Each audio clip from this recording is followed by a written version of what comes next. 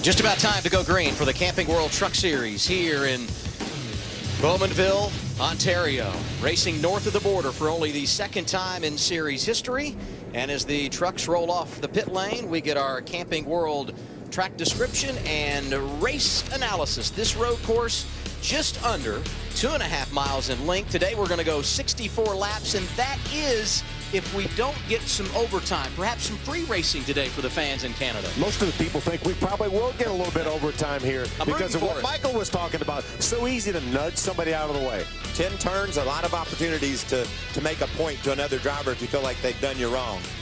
So we said it's 10 turns. Let's go ahead and take a look at our track map, and there are a lot of problem points when it comes to this road course. Yeah, when you head around turn one, that's a high-speed corner. These truckers are going to go around there in excess of 125 miles an hour in third gear. Then you run up toward the hill. That turn 5 area, Phil, that's an area I'm going to watch. You slow all the way down to 50 miles an hour, under 50 miles an hour, down into second gear, and that sets up for maybe the most important part of this whole track. Yeah, the Mario Andretti straightaway, over 3,000 feet, speeds upwards of 165 miles an hour before you slow down to about 80 miles an hour down into turn number 8. Then you get a little series of 8, 9, and 10, a little bit of S's there. 10 is the last corner, leading you onto the front straightaway. What does it take to set on a pole? Let's ride around with the guy that did just that. New track record, by the way, yesterday in qualifying for Alex Tagliani. We talked about start-finish line down into turn 1. That's a third gear corner, high speed. A lot of the drivers says that's the trickiest turn on the course because you want to carry all that speed off turn 1 up to 2. Across, and what I think these drivers are really looking forward to now is this opportunity at turn 5. 5 is a right, a double right, and they need to have speed when they exit 5 in order to get down this long back straightaway. So right now, that's all they're thinking about.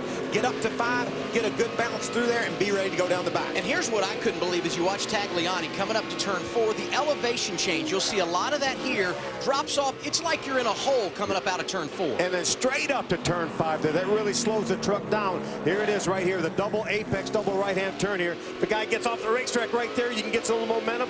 3,000 foot plus down this back straightaway, the Mario Andretti straightaway, upwards of 165 to 170 miles an hour. And Phil, you can't imagine how long that straightaway is if you mess up in 5. You don't get that run off that corner like you want. It makes you know you've lost all your momentum and ruined your whole lap time. Here you got the right-hand turn number 8 here, down to about 95 miles an hour. Then you got a left-hander switch back there. That's turn number 9, about 80 miles an hour there, down to 60 miles an hour in turn 10. But that leads you onto the fairly quick front straightaway. Yeah, and that 60 miles an hour, last corner on the track, you get a guy that swings a little bit wide on the left. It's an opportunity to jump in there, just like we saw Chase Elliott do here a year ago and make contact and grab the win on the last turn. That is indeed where we saw a lot of action 1 year ago. So before we get the green flag here this afternoon, let's hear from our pit reporters one more time. We start things off with Hermie Sadler. Good afternoon, Hermie. Well, good afternoon, Adam. When we come to road course racing, we always discuss who is the road course ringer, who has the most experience, who do we expect to win. Well, what about an underdog? What about somebody flying under the radar? What about Darrell Wallace Jr. in the 54? When we went to Eldora, nobody knew what to expect. We talked about Kyle Larson, who would win, who could challenge him. Bubba Wallace drove a flawless end to that race at Eldora. He went to victory lane, did what he had to do, surprised a lot of people. Could he surprise a lot of people today? If he doesn't, he'll be in the same truck that he won in at that race at Eldora. I just spoke to his crew chief, Jerry Baxter. I said, what's your strategy? He said, we're going outside of the box a little bit. We're going to put 4 tires on both of our stops. That is the only way we feel like we can win this race. Ray? Hermie, we talk all the time that the best racing in NASCAR is the NASCAR Camping World Truck Series. Well, 35 times in this series we've had a last lap pass, and 4 of those have happened on road courses, all at different racetracks. But when we talk about a last lap pass, it's because there's a great opportunity. And I'm in turn number 10, right before the front straightaway. And today, I'm going to get some orange cones, and I'm going to bring them in tight here in turn number 10, because this is Calamity Corner. It's a danger zone. And you guys all talked about strategy. When will they pit? How many tires? All of that. None of it matters unless you can get through this final corner and have a shot to get right down there to the finish line. Thank you, Ray. And as the trucks make their way around this nearly 2.5-mile road course. We go on board with a few drivers, and this is going to be a difference maker in our coverage today, Phil. Yeah, it certainly is. We're going to start out with Ben Kennedy. He makes his first ever Truck Series start on a road course. He has a little bit of experience in the K&N Series. He had a 4th place finish at VIR, so he does have some road course experience, and he will start from the 12th spot. Talked to Matt Crafton. We're going to ride along with Matt. He talked about how difficult of a time he had here a year ago, but he's very confident about this truck today. He's going to start from the 8th position. Thinks he has a truck that he can contend for the win with, Phil. We saw a lot of this guy in our setup show here, Amon Quiroga. Could he get that first win here on a road course? He will start his Otterbox Toyota from the 4th spot for Red Horse Racing. How about our pole sitter, Alex Tagliani, the 41-year-old from Montreal, Quebec. He's going to drive the Reese Tow Power Ford from the pole position, looking for the 2nd win in a row from this team. Look, he's got a fancy foot cam. Let's see if we can talk to him about that foot cam. Hey, Alex Tagliani, it's Michael Waltrip up in the Fox Sports 1 booth. Can you hear me, brother? Better yet, can he understand me? He's trying to speak English. Try him again. Hello, Alex Tagliani, Michael Waltrip, Fox Sports 1. Do you read me?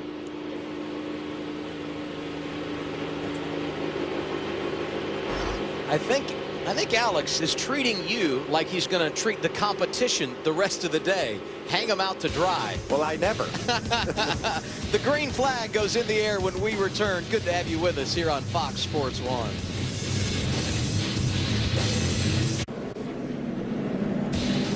Less than a lap before we go green here north of the border for the Camping World Truck Series. You will see the starting lineup top of your screen, and as you look at where today's drivers are starting, we hear from the pole sitter. Michael? Let's try again. Alex, it's Mike up in the Fox Sports 1 booth. Do you read me, brother? Must be hard to hear over that way. Just wondering what the key do you think winning this race today will be? Weather is impending. Are you ready for rain, or do you think it's going to be a factor?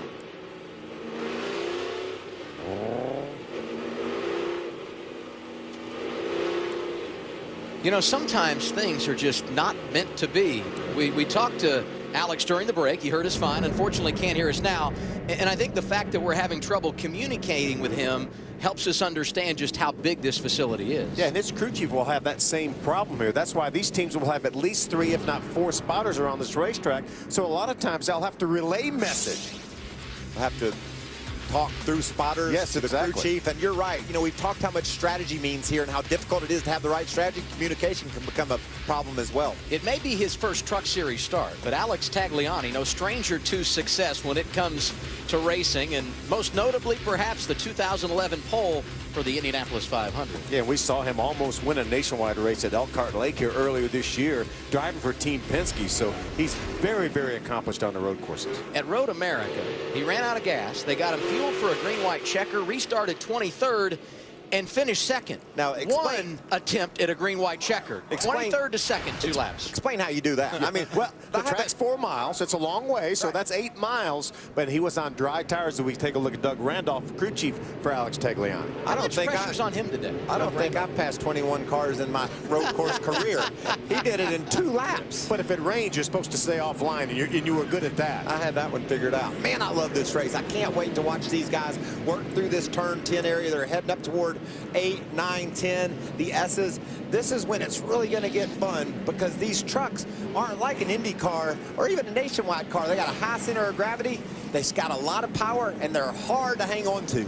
And the fans really fell in love with road course racing in NASCAR when we went to the double foul restarts. Opportunity for track position right now. 14th race of the year for the Camping World Trucks. Alex Tagliani, Greg Golding on the front row. We are underway north of the border. Great start by Eric Jones. He filled that hole inside of Greg Golding behind Tagliani. Going to try to take that 2nd spot away. But Golding on the inside will have the preferred line as we head up the hill and then the blind corner at turn 2. Yeah, great move by Greg Golding off at turn number 1 to get that inside preferred line. Eric Jones, now the 51 truck's going to settle in 3rd, side by side for 4th. That's Cole Custer inside line, going to get around Armand Quiroga. That's the battle for 4th, and Andrew Ranger settles in 6th behind him.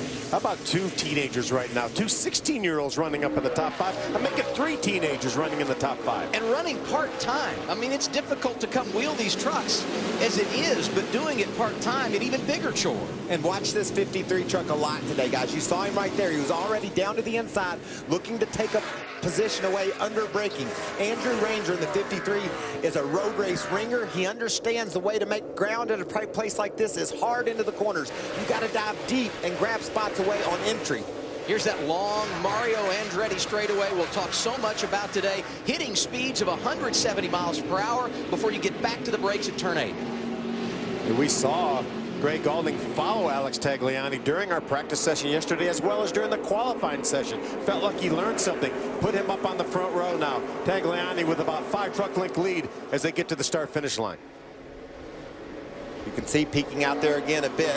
In back is the black truck of Ranger, and that's not a slouch he's up against. That's Armand Quiroga that he's racing. A very accomplished road racer on his own, but yet early in the going, Ranger's been able to keep pressure on him. Another driver to keep an eye on. You saw him out of line there a moment ago. That would be the 29 truck of Ryan Blaney. Had those problems when he came in as the championship leader at Michigan, trying to rally back. And speaking of rallying, there is Ranger once again working over Quiroga. And that's a concern of mine, Phil. We saw the 00 truck of Cole Custer. He had fuel spewing out of his gas tank, and so that means his gas mileage, him trying to precisely predict when he needs to come to pit road, could be different. You know, Michael, as we watched qualifying yesterday, obviously we didn't televise that. That truck was doing the same thing during qualifying. Obviously, his team did not make any repairs to that, and you mentioned he may not be able to go the 28 to 30 laps these other drivers can. That's Cole Custer there you see in front of Armand Quiroga as you ride on board with a 77. Now remember, these trucks will get a good draft. You can see Quiroga closing as they head down towards 7. Because these trucks punch such a big hole in the air, you can really gain some ground on the straightaways. There's what Michael was talking about, that fuel coming out. The fuel, remember, it's on the wrong side here because these guys pit on the wrong side, but that fuel is definitely spewing out of that truck. It may not be as bad as it burns off a little fuel, but he's definitely losing fuel now. Keeping an eye on Ranger. Only 3 laps into this thing. Michael, what is the balance of patience and aggression? Well, I think here at this road course, you've got to get that track position as soon as you can get it. You've got to make every pass as soon as the opportunity presents itself. And that's why you see Ranger so persistently after Quiroga. He's changing lanes, taking a different line than Quiroga, trying to grab that spot away. It's so difficult to pass. If you try to just lay back and run laps, your opportunity might pass you by. So Ranger's on it right now. I was talking to Alex Tagliani yesterday, and I asked him how difficult and challenging it was to pass here. He said, because this racetrack is so much rhythm, he said there's really very little passing zone. You would think as they go up into turn number 5, the slowest part of the racetrack, that would mean a passing zone, but it's not because of how you approach turn number 5. And what I love, if I'm Bubba Wallace, Darrell Wallace Jr. running right behind Ranger there, he's keeping pace with that battle. So Bubba talked about yesterday after practice, he didn't like his truck. He couldn't make the ground that he wants. But you see he's been able to gap the truck of Matt Crafton behind him. That means he can watch Ranger, study what Ranger does in setting up the pass, and maybe do the same thing. So good early start for Bubba Wallace too. You know, Sunday afternoons are normally reserved for the Sprint Cup Series, but today it's all about the Camping World Truck Series. We are 3 laps in here in Ontario, and there goes the hometown kid. Andrew Ranger has moved that 53 truck inside the top 5. And he did it aggressively. We saw him dive to the bottom. I talked about getting into the corners, the best place to pass here at this racetrack. Ranger took advantage of that opportunity. And we saw him take the look a couple times going in turn number 10 there, and finally figured out enough to make that move happen. Quiroga was able to recognize the fact that he was there and gave him some room. Ray Dunlap? Brand new race trucks this weekend for Red Horse Racing. You know, last year a lot of teams came here with just a simple short track truck, but a number of guys said, if we're going to be able to have a shot at winning, we've got to bring a purpose-built road course truck. 29 trucks in the field, 11 of them brand new, built just for this race, including Herman Quiroga's and Timothy Peters. I think these teams recognize the fact that if you're going to race for a championship, you can't give this race away, and that's why they bring brand new equipment here. How about the battle from third on back? Tagliani leads 3 laps in. Greg Gaulding behind him in second, and there you see third on back coming through your screen. Eric Jones, the youngster, Cole Custer, the aforementioned Andrew Ranger, Armand Quiroga, and he's got company now. Haven't mentioned the name today of Darrell Wallace Jr., a 2-time winner this season. Yeah, Bubba Wallace is on the move. Looks like he's going to make the move inside of Quiroga. He is there. I talked about Bubba Wallace watching what Andrew Ranger did and how he was able to make the pass. Bubba 1 lap later makes the same move and makes the pass happen. He gets on the inside of Quiroga and is driving away. He said, he was able to make that pass. Let me see if I can try that. So far, so good for the man that started on the pole, Alex Tagliani. Grabbed the top spot early. He's got a 1-second advantage over Greg Galding.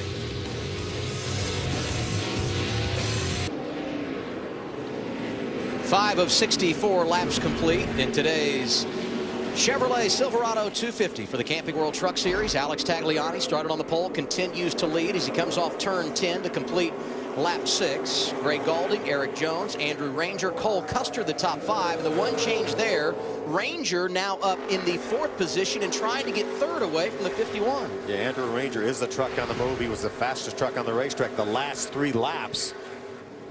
And he's been very aggressive, too, with his braking. So you have to wonder early on, Phil, we talked about patience, but you can't use up all your truck here early in the going. Making moves is important, but I'm sure Ranger, being the experienced road racer he is taking care of that equipment as well. But, man, he's really running hard into the corners. I talked to a bunch of people down in the garage area, and most everybody put Alex Tagliani as the favorite. But there were a couple of crew chiefs and a couple of drivers said, you better watch Ranger. He's really fast in the short haul. It'll be interesting to see if we get a short run at the end of the race and Ranger can take advantage of that. And we knew Ranger would be competitive, but we didn't know what kind of equipment he would have when he got here. That's a Penske Dodge engine in that truck that was rented for this race, and that's an ex-Gunbroker truck that we saw with so much success with Jay White and people like that driving it. So that's good equipment, a good engine, and a great driver. And the next thing we'll find out about Andrew Ranger and whether or not he'll be a player late in this race is when they make that first pit stop, see how well they handle going over the wall.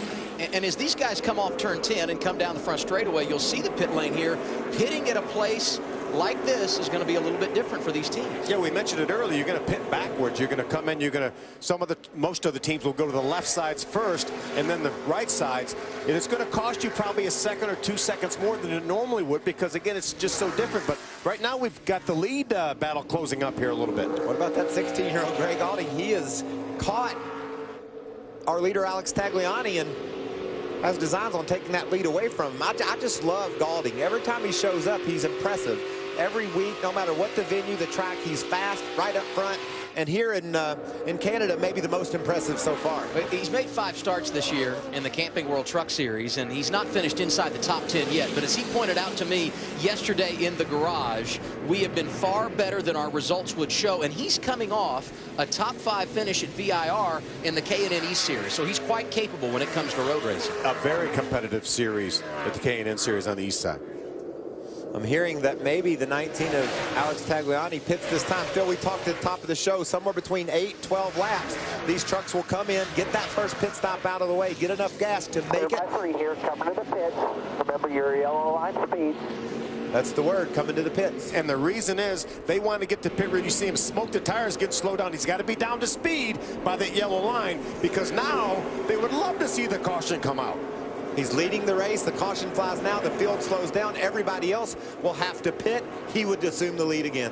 This is a scheduled green flag pit stop. It's all part of the strategy for Alex Tagliani, who gives up the lead at lap 8. Here he is, Ray.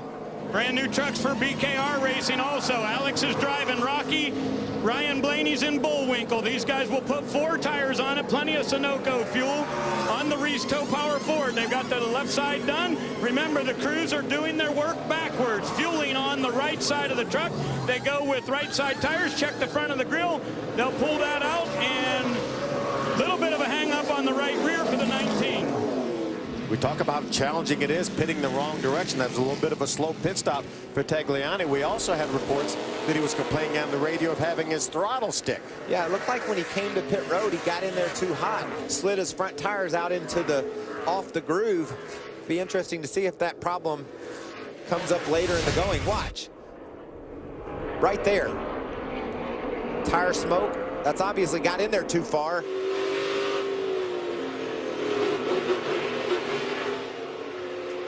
Footwork is everything. We've seen Alex's feet and how fast they move back and forth. Getting all that timing is very important. If your pedals aren't right, you can't do your job. And where that can be big when you slide the tires like that, getting onto pit road, if you're going to go fuel only on a stop later in the race, you can't flat spot those tires. Yeah, fortunately, I talked to Doug Randolph, and he planned on putting 4 tires on this first pit stop, so no harm, no foul there. But as you mentioned, if you want to do a splash late, you better not slide those front tires. Resetting the top 5 after Alex Tagliani has made his way to pit road. Greg Galding takes over the race lead. Eric Jones is now second. Andrew Ranger is third. Cole Custer fourth.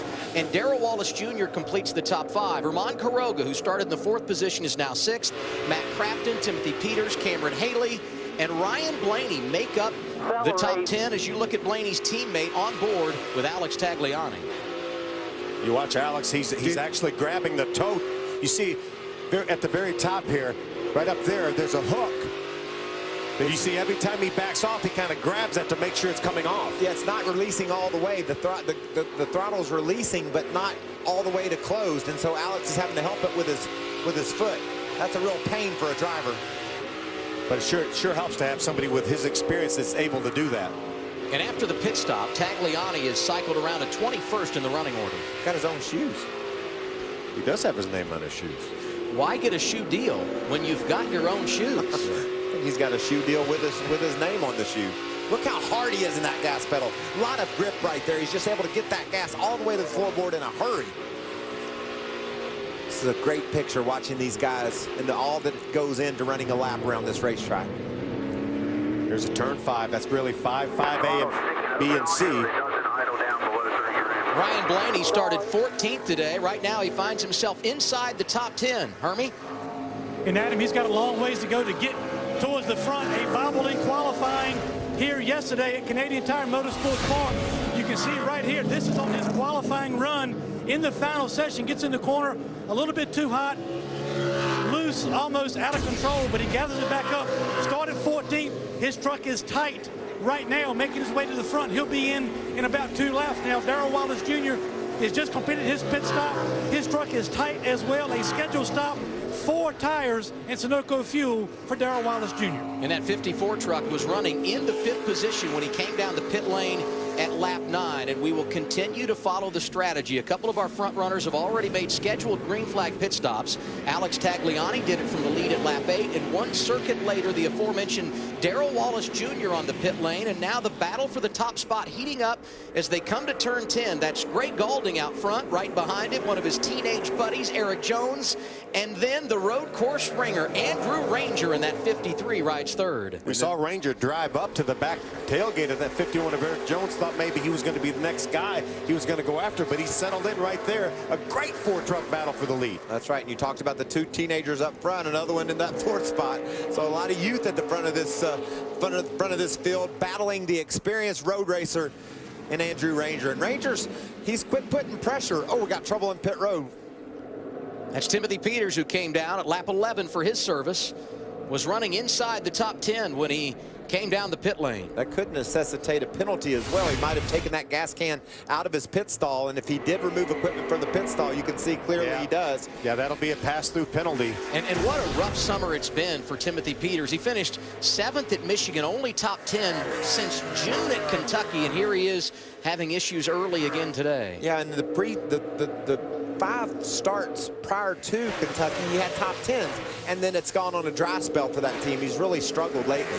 Pretty incredible when you consider a couple of years ago he finished 2nd in the championship chase, but unfortunately 2014 has not gone his way. Here comes Eric Jones and Cole Custer, both to pit road. Scheduled pit stops will come at lap 12. A couple of young guns running part-time in the Camping World Truck Series. Hermie Sadler's got the coverage. Well, Cole Custer hits his pit stall as well. Very impressive for this rookie as he makes his way down pit road. They'll put 4 tires on the 00 as well. His truck's a little bit on the tight side. He'll get full of Sunoco fuel as well. The 51 of Eric Jones, he was running P2. He has not said a word about his truck. Down to the right side, 4 tires. Almost a little bit down pit road, but 4 tires and fuel for the 51. Once again, scheduled pit stops coming just north of lap 10. It's a 64-lap race here at Canadian Tire Motorsport Park. Eric Jones's guys were able to get him out in front of Cole Custer. They leave pit road together. Whoa, you got to stay on the inside of that yellow line. New top 5 after those guys come to the pit lane. Greg Galding, you see here, is the race leader. We just got a report he will come to pit road this time. Andrew Ranger is 2nd. Herman Quiroga is now 3rd. Matt Crafton and Cameron Haley inside the top 5. You know, we talk about Kuroga not being able to keep pace with our leaders, but Phil, you come to pit road, you get 4 tires, an air pressure adjustment, maybe some track bar. Those adjustments can be just the difference that a guy like Armand Kuroga needs to go up there and challenge for the lead. We've got 4, 5, 6 trucks near the front that are so evenly matched. You make the right call on this pit stop with your adjustment, that could be the difference it takes to go from 5th to 1st. Greg Gaulding going to make his pit stop, and as he does, we remind you that Timothy Peters was penalized for taking equipment from the pit box. He did do his pass-through penalty, right now scored in the 19th position. Here's the 20, Ray.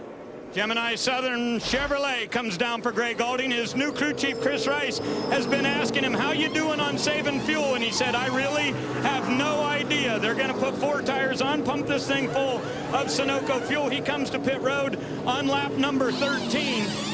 He's been pretty smooth around the racetrack, but again, not knowing for sure about saving fuel. They'll get the 4 tires on 20 back. He stalls it just a little bit. They're rolling downhill. That should help. So a bit of a miscue there for the 16-year-old out of Virginia. First time he's led laps in his career, talking about Greg Gaulding, and with him making his pit stop, the new man out front is Andrew Ranger. Great racing here north of the border for the Camping World Truck Series. We're back after a break. First, a Fox Sports Live news update from Los Angeles. Here's Jill Ellington.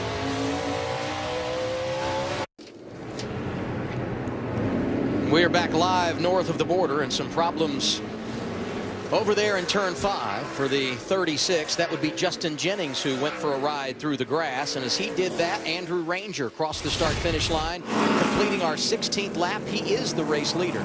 This battle has been hectic. Whoa, look out got a now. spinner. There's Jennings again, right in front of that side-by-side battle between Custer and Jones. Cole Custer was able to make that pass on the 15 when they've been battling hard since they came off pit road. There it is. He picks the right side and does not get by without some contact. You sure he picked the right side? Well, I thought he did initially. Put a big gap on the guy who was racing, but maybe some damage to the left side of that truck. Jennings going to bring his machine to pit road. I don't blame him. That was a bad lap for him. See the damage to the tailgate. That's what happened with the contact with the 00 of Cole Custer. I mean, I'm sorry, Cole Custer in the 00. Yeah, he's worked his way after a pit stop. He finds himself running in the 5th position. Eric Jones now scored in 6th. And Get it down, get it, hold up. there's our leader, Andrew Ranger, to pit road. Hermie, what are they saying?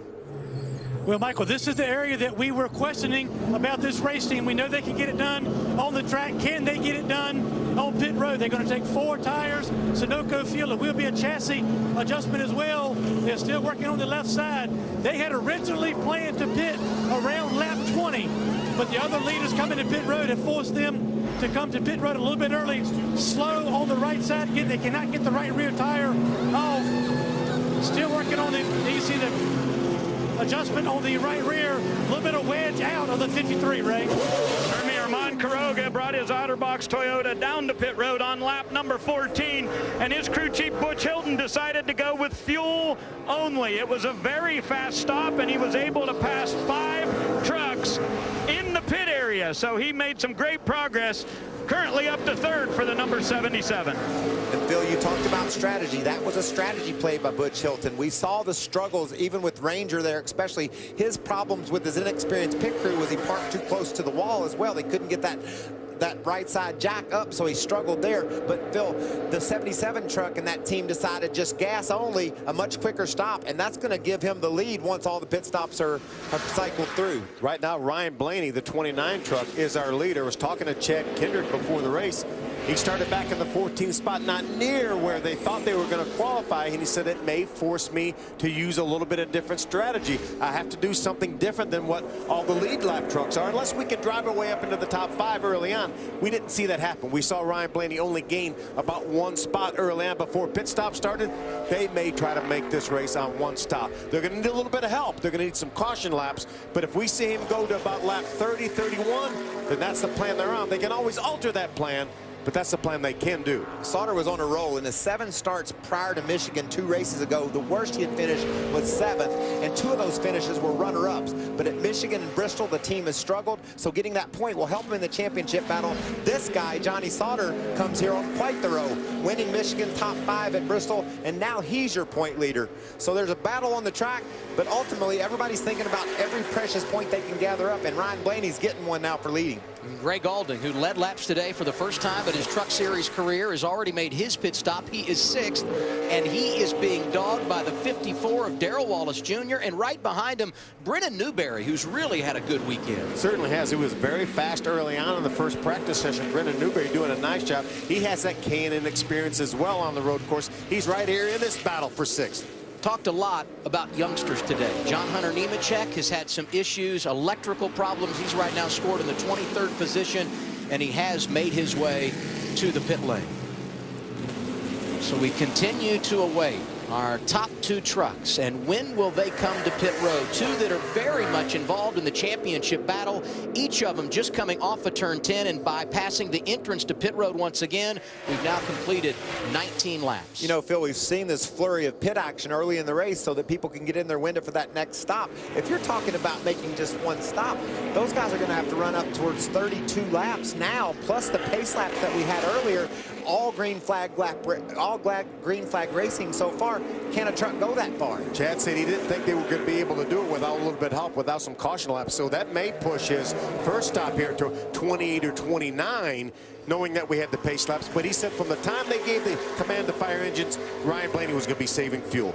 And he said there's 52.5% of this racetrack that he can run with this engine shut off on a caution lap or a pace lap. 52.5%. As you see Ryan Blaney heading down that long back straightaway, we did get a report that he will make a pit stop next time. He's just out in front of Johnny Sauter, who also is yet to come to pit road in this race. That's your man backing off of that proposed strategy. He's like, okay, we've had too much green so far. We didn't get the caution laps that we needed to make that happen. So we'll have to go with plan B. Not this lap, though. Nope. He might have just decided, Phil, a lot of times the driver will call an audible there. He saw the slower lap truck of Jennifer Jo Cobb. The guy says that's probably just where the low RPMs are, so you just lose a little turning pressure right there. You should be fine. He's talking. I think he was talking about maybe the engine blubbering a little bit. Did you see him when he came onto the back straightaway? I think maybe he just decided he wouldn't go to pit road right there because she was going to cause him to lose momentum. Every second on this racetrack is important. So Ryan Blaney just decided he'd stay on the track. If that's indeed their plan to come to pit road, 1 more lap won't hurt him. Need that clean shot to the pit when you're leading the race. As we see Ryan Blaney out front here, we remind you of his teammate Alex Tagliani, who started on the pole today and led the first handful of laps of this race. Right now he scored in 9th. He came to pit road at lap 8, was the first guy to make a pit stop under green. And we also saw Andrew Ranger very successful in the early portion of this race. He finds himself back in 12th. A couple of drivers from Canada making their Truck Series debut today. Well, we saw Ranger's team really struggle on pit road. He was in the top 5 when he pitted.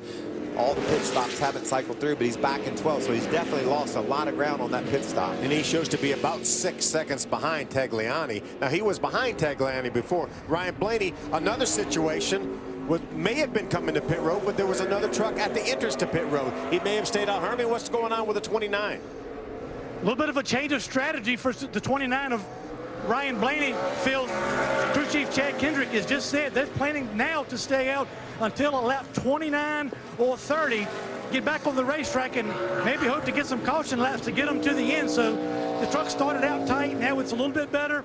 He's concerned about low fuel pressure. You heard crew chief Chad Kendrick speaking to Ryan. What's going on the racetrack? Low fuel pressure in low RPM points of the racetrack. So Ryan was a little confused. Chad is not about that, but right now he's talking about lap 29 on the strategy for the 29.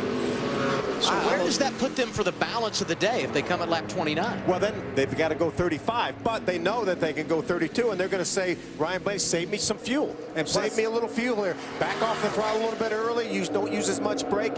And Ryan Blaney's got enough experience now that I think he knows how to do that. And plus, they've got to count on some cautions. The caution flag will fly, and that'll help. If it comes in the second half, that'd be even better. So making it to 29 with the caution laps and then some with the pace laps and then caution laps later might just be the right strategy. Ryan Blaney out front here north of the border.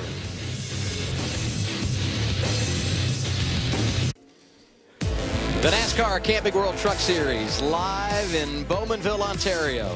Canadian Tire Motorsport Park playing host for the second consecutive season. Teams arrived up here on Thursday. Had a tech day on Friday, practice qualifying yesterday, and this afternoon our 14th race of the year. And on the Sprint Cup side, only 2 races to go until NASCAR's version of the playoffs. Atlanta tonight. You want a full recap? We've got it for you on Fox Sports 1. It's NASCAR Victory Lane, midnight Eastern time. There's a bunch of hungry dudes wanting those last few spots in the chase, huh? They've got a lot to wrap up today from Atlanta on Victory Lane tonight. That's going to be a great race and a great show tonight. So much drama heading to the NASCAR's playoffs. It's going to be an awesome playoff season too, with the elimination and everything that goes into being the champion this year. It's going to be fun to follow. If you're just joining us on this Sunday afternoon, Ryan Blaney is the race leader. He started 14th and is yet to make a pit stop. Championship leader Johnny Sauter started 11th. He is second right now. He too is yet to come down the pit lane.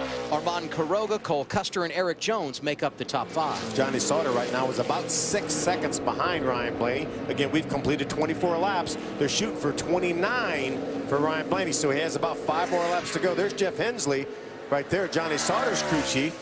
We're hearing that Hensley won't try to stretch it with this Johnny Sauter truck. But, Phil, how nervous are you if you're Ryan Blaney racing for a championship?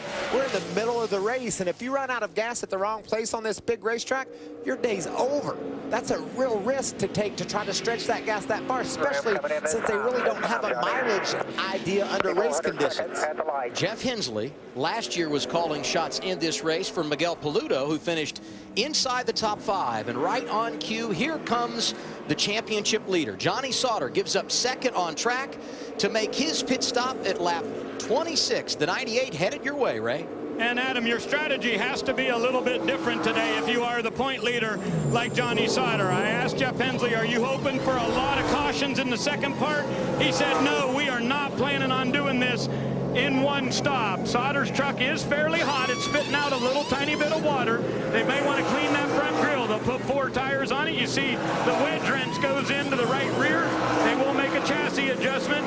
Johnny Sauter's lap times were about 3/10 faster than the leader, Ryan Blaney.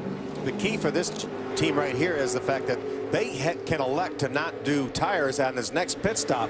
We know he can go about 30 laps, so he can go back to lap 55, which would mean inside of 10 to go, and maybe just dump a little fuel in it like Armand Quiroga did and spend less time on pit road. Speaking of Armand Quiroga, go ahead, Mike. The guy that's inherited the lead is Ryan Blaney. That strategy that they're going on a one-stop play here means he's going to lead the race in the middle stages, but I love what Armand Quiroga's team did. Butch Hilton, great call. Get in, get some gas. The tires aren't falling off, Phil. We've been able to see lap times out of Quiroga that are consistently in the top 5 times. So those laps on his tires aren't hindering his progress right now, and he gained so much ground by not spending that extra time on pit road. Quiroga 12 seconds behind race leader Ryan Blaney. Here he is. He exits turn number 10. He's got about a second over Eric Jones, who runs in the 3rd spot. And did we give a call to the guys running 13th and 14th? Joey Coulter, Jeb Burton repaired their trucks after qualifying, which meant they had to start at the rear, and here they are inside the top 15. Nice job by both those teams. See how much lap traffic slows your progress. Quiroga didn't have any idea whether the slower truck was going to give him room or not, so you got to slow down. The slower truck did indeed pull over to the outside, Scott Stenzel, and he was able to go on around him, but it still took his progress away. We've completed lap 26 now. We're looking for Ryan Blaney to come by again to complete lap 27. Then he's within 2 laps of his window. Where here he's coming on lap 29. Remember, Ryan Blaney, from the time they announced the command to start engines, has been saving fuel. That means short shifting. You talked about he hadn't made much progress from that 14th starting position. He wasn't being aggressive like we saw Andrew Ranger in the early going. He was watching his braking, short shifting a bit, letting off early, just biding his time until everyone else pitted, grabbing the lead now and trying to use a different strategy since he didn't start up front to win this race. Ryan Blaney's led more laps than any other driver so far today. 10 circuits he's been out front. His teammate Alex Tagliani started on the pole, led the first 7. He scored in the 7th position right now. And he's led 7 laps today. And then Gray Gaulding and Andrew Ranger have also led some laps here at Canadian Tire Motorsport Park. Was watching Ryan Blaney as he came by our broadcast position. We're right at the exit of turn number 10.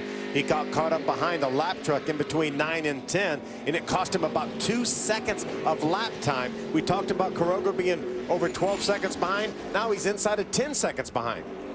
Mentioned the success today coming from the back for both Joey Coulter and Jeb Burton.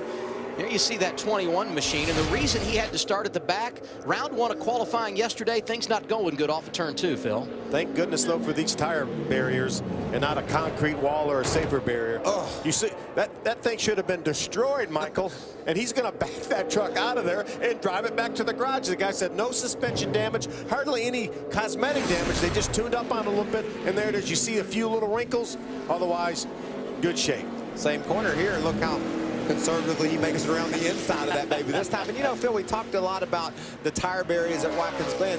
I've been unfortunate enough to hit a tire barrier too, and they just absorb all the impact, and that's a great example of that. That truck was in windshield deep, as we say in NASCAR. He backed her out, beat some dents out.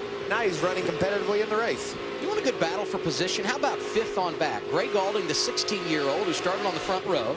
Right behind him, Darrell Wallace Jr. right now scored in the 6th position. And you see the blue truck there, our pole sitter, Alex Tagliani, is 7th. They are all 3 racing for position. Now let's give you a little bit of an example of the difference between Tagliani, who saw him have a little bit of a hiccup on his pit stop there.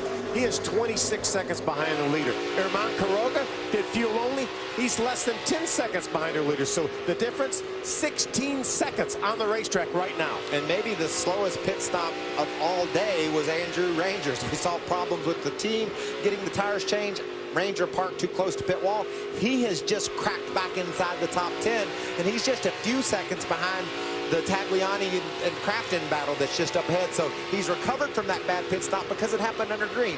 You make that pit stop under caution with all the competitive trucks there are these days, you go from 1st to 15th or 20th. He just lost some track position, some time on the track, and he's making that up in a hurry, passing left and right. So what does all that time mean? Right of your screen on the telemetry for Alex Tagliani, you see the track map. He's the green dot.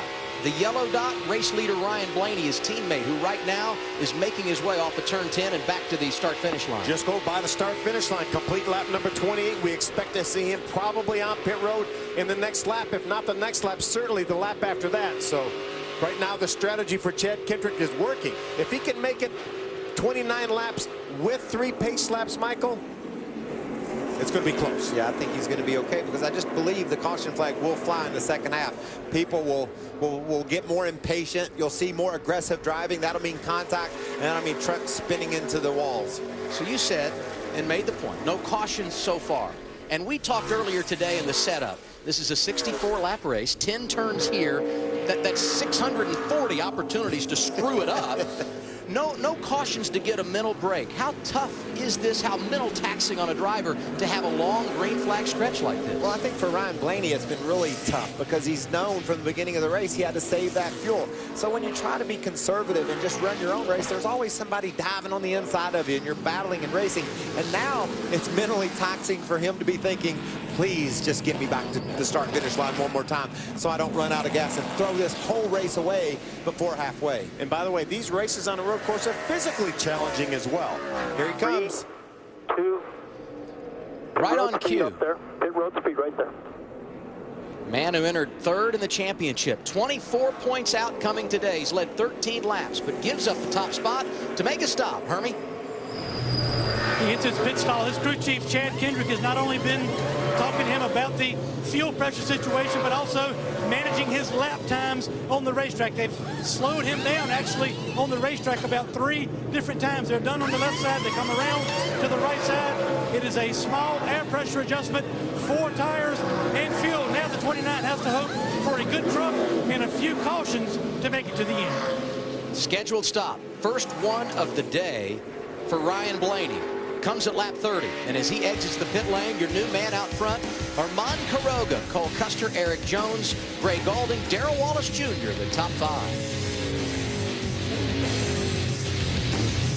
You cannot come to Canadian Tire Motorsport Park in Bowmanville, Ontario, without stopping off in Toronto, one of the largest cities in North America. Pay a visit to the Rogers Center and see a little baseball. We did it over the weekend, and now we got a battle on track. This would be the race lead. Armand Quiroga had it, and now it's Cole Custer trying to make his way to the point. This is the long back straightaway. Was there some contact, or did... I think there was some contact, and where did the spotter say that's a 16-year-old kid there now? Look at the side of Custer's truck. It's got some wheel marks on it. We saw that damage, though, in turn number 5. Remember when he got together with the truck that spun in turn 5? Yeah, when he hit Justin Jennings over there. That may have been where that damage came from. Quiroga had a couple-second lead, though, and that's obviously gone. And look at, remember those tires on the 77 truck? He hasn't changed them all day long, but he's been able to run competitive lap times. But that last time around here, he ran over 85 seconds. That's some 2 seconds off the pace. So he slipped or slid or got pushed, but lost a couple of seconds on that last lap. The young kids have been great today. Ray Gaulding started on the front row, led some laps early. First time in his career he's been out front. Same now for Cole Custer, back over to turn 5. Was able to get on the inside, no contact, just very aggressive. It's in turn number 5 there.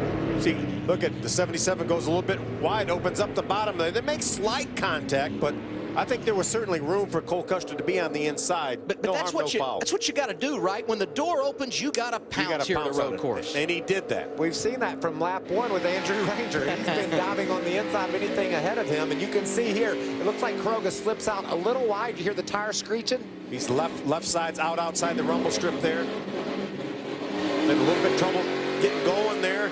He was down a little bit on RPM and blubbered a little bit on exit. Now Cole Custer's opened up about 10 truck lengths lead over the 77 of Quiroga. Let's reset the top 10 here now that we've gone past halfway. 33 of 64 laps complete. We showed you Cole Custer getting by Armand Quiroga for the top spot. Eric Jones is 3rd. Ray Gaulding, who we mentioned a moment ago, is 4th. Darrell Wallace Jr., top 5 here last season, is 5th right now. You got Alex Tagliani in 6th, the pole sitter. Matt Crafton, Cameron Haley, Andrew Ranger, Brennan Newberry, the top 10. There's Eric Jones, another kid running in the 3rd spot. A teenager driving like a veteran.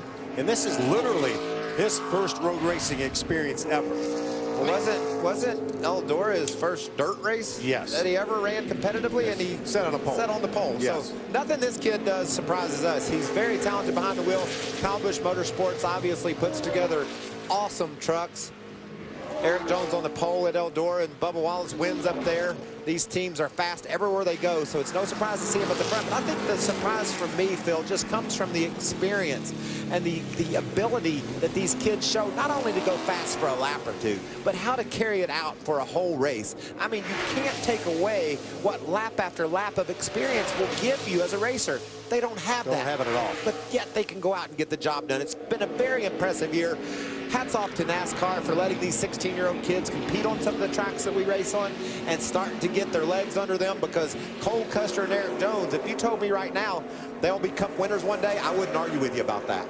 First pit stop of the day for Cole Custer came at lap 12. Here he comes again, lap 35 for what could very well be his final stop, Hermie. Great run for Cole Custer. He gives up the race lead to come to pit road. His crew chief is Joe Shear Jr. A lot of experience in this series. No adjustments chassis-wise. A slight air pressure adjustment. 4 tires full of Sunoco fuel for the 00. And waiting on fuel just a moment. He stalls his truck. Now he's down the way. The tire gets away on pit road too, guys. I think there was a bit of indecision there on how much gas he needed. I think they let the truck down, and and maybe they were supposed to finish some fueling, and Cole got a little bit confused there. With 29 to go, they better make sure they get that truck full. And I think this may start a flurry of pit stops. Again, you just want to get in that window. We talked about it, about 30 laps here. Right now we have 29 laps to go. And the reason why you want to be in that is because what Armand Quiroga has been able to do. He stayed out on those tires, ran over 30 laps leading this race on 30-lap tires. That tells me, and this is going to be a problem for this team, you can't get enough gas mileage when you're losing it out the back. But oh, it gets worse too. They're going to have to come back to pit road for a tire that got away on that stop.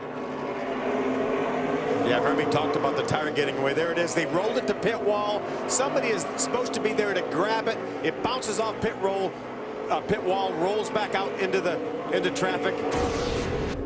We talked about the opportunity to make mistakes on track. Can't have those. Can't have them on pit road either. Well, and I think Joe Scheer Jr. was calling a perfect race. That was the best time to come to pit road. You get plenty of fuel. You're one of the first guys in. You want to do that in case the caution flies. You've got your stop done. And as I was talking before, Quiroga proved to be very fast on those used tires. So I don't think you'll see anyone pit again for tires. This is the last stop, and it needs to happen right now before the caution flies. And remember, guys, they've already made a pit stop, so they know what their mileage is here race day, as we see Cole Custer make his way to pit road for a pass-through penalty, and that is going to kill his track position. And we talk about the ability to go fast lap after lap.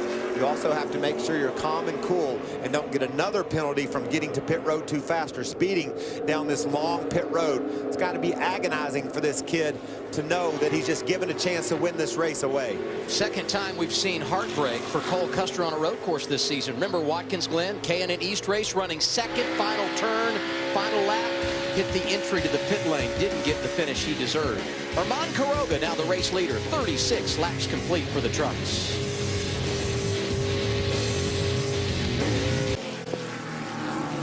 Going to be good tonight. Live Fox Sports 1 at 7 p.m. Eastern. And here comes the race leader to pit road, Armand Quiroga, lap 38, Ray. Pit road has been very busy, Adam. We've seen lots of trucks in. Butch Hilton said if we can get to 39 on the track, 40 in the box, we'll be in great shape for green-white checkers. That's what they've done. They'll put tires on this thing right now. Remember last time they pitted, it was a fuel-only stop, which got them great track position. So far, everything very smooth for the Otterbox crew. A little bit of trouble pulling off the right rear. They'll get in there, get ready to go, and that truck is done. Just ahead of him, the number 20 of Greg Galding has come in. They've got fuel going in this one. Chris Rice said keep your foot on the brake, because remember, this part of pit road does face downhill. They're putting fuel in. He'll be in on the same lap. Look like their pit stop maybe just a second longer than the 77. These are scheduled green flag pit stops, likely the final stops of the day, with 25 laps to go here at the Canadian Tire Motorsport Park. We got coverage from Ray on a handful of trucks that came down there at lap 39. Tell us about the others that have already made their stops under green, Phil. Yeah, Bubba Wallace, Andrew Ranger, Eric Jones, Alex Tagliani. You see right, there's the 19 of Alex Tagliani. He's already made his pit stop.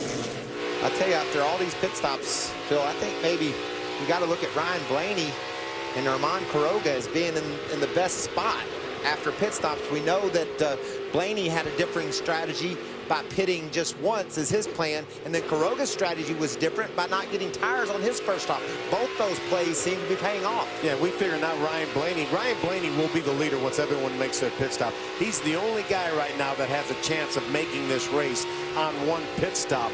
And I think he also has the opportunity of just putting fuel in. I mean, I'm sorry, if he has to come to pit road for whatever reason, it would be just a very quick stop for a little bit of fuel. But I think right now they've made their bed, and they're going to try to make sure he saves enough fuel to get those extra couple laps they may need. Yeah, and I like where that team is. I think that he ran far enough in the first stint to tell us that he can make it on this long haul. He's got some great track position. He can save some fuel right now as well where he's running. He's got a couple 3 seconds over the truck behind him that he's raced against. So conserving and saving fuel right now, waiting and thinking that there's going to be a caution that lies ahead. Maybe that's enough of a cushion to get Ryan Blaney to the finish. He needs a good finish, a couple of tough weeks like we mentioned earlier for that team. Johnny Sauter leads the way here with 24 laps remaining. Guys talking about Ryan Blaney in the runner-up position. Armand Carroga's gotten his services third. Eric Jones, the youngster who's been so impressive all weekend long, right now fourth, and his teammate Darrell Wallace Jr. right behind him in fifth is there. You see Ben Kennedy on pit road, Ray. They did 4 tires, Adam. Also packed that thing full of fuel. He said he's been really good going through the fast part of the racetrack, but having a little bit of trouble with his brakes when he gets to Moss Corner. The race leader, Johnny Sauter, coming down the front straightaway, bypassing the pit lane one more time. What's the story there, Ray? Well, remember last year Johnny Sauter finished 28th at this race, and today they came in here with a whole different thought process. As I said, they're on a bit of a different strategy on the pits, but Johnny Sauter just had this to say moments ago to Jeff Hensley. My front tires out, Jeff. They're chattering. In 4, buddy. Just give me about 4 more laps. We'll stop. Obviously, talking about tire chatter, Johnny Sauter saying, I'd like to come in and do that pit stop. Hensley saying, we've got a strategy. Stay with me here. We're going to get you in here late, but that'll get him fresher tires towards the end.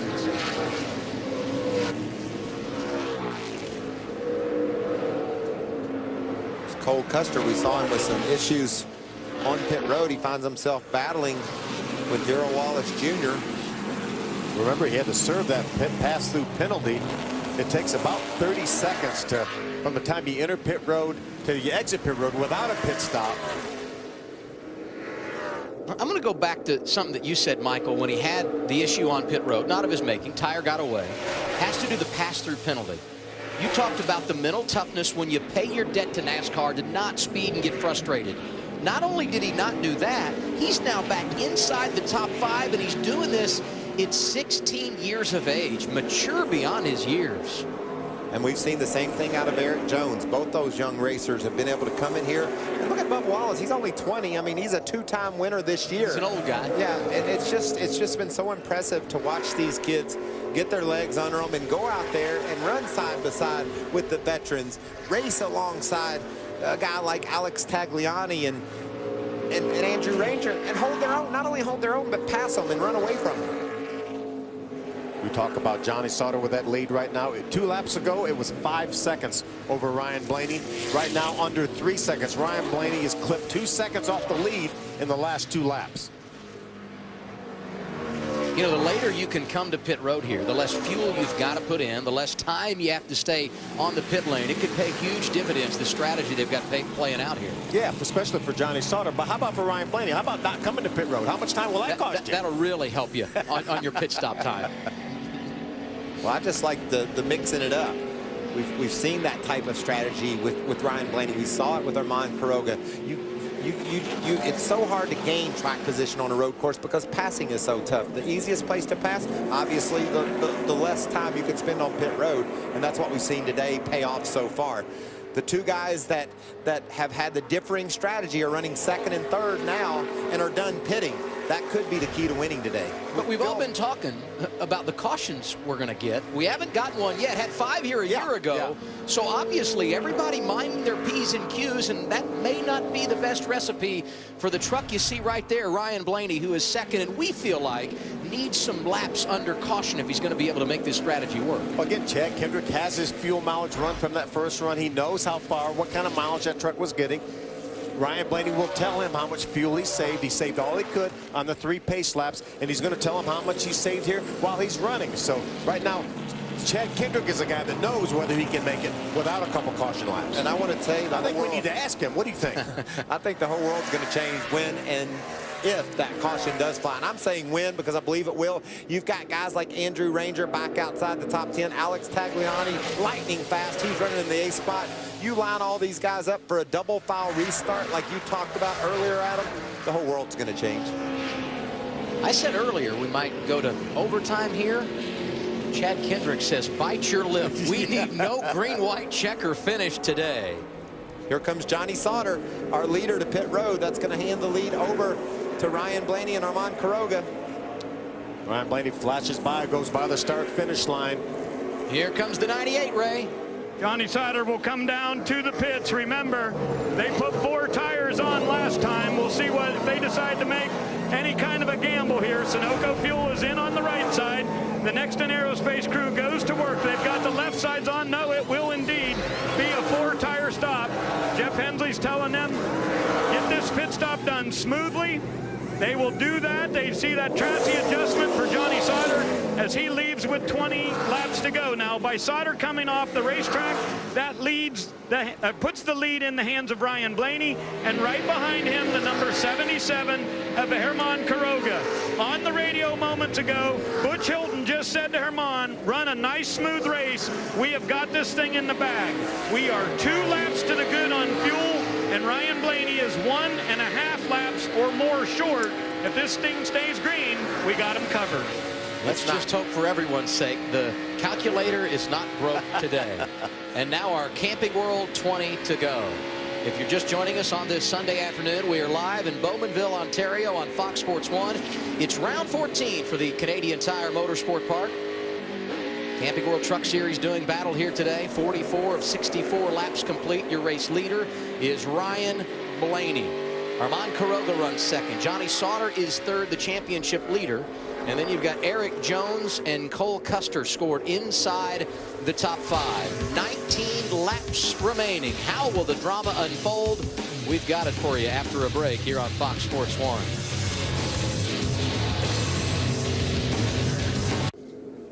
$18 laps to go for the Camping World Truck Series. North of the border for the second consecutive season. Canadian Tire Motorsport Park. Been an entertaining weekend for all those in the garage and the fans who have come out to watch on this gorgeous Sunday afternoon. It's live coverage of the Chevy Silverado 250 here in Bowmanville, Ontario.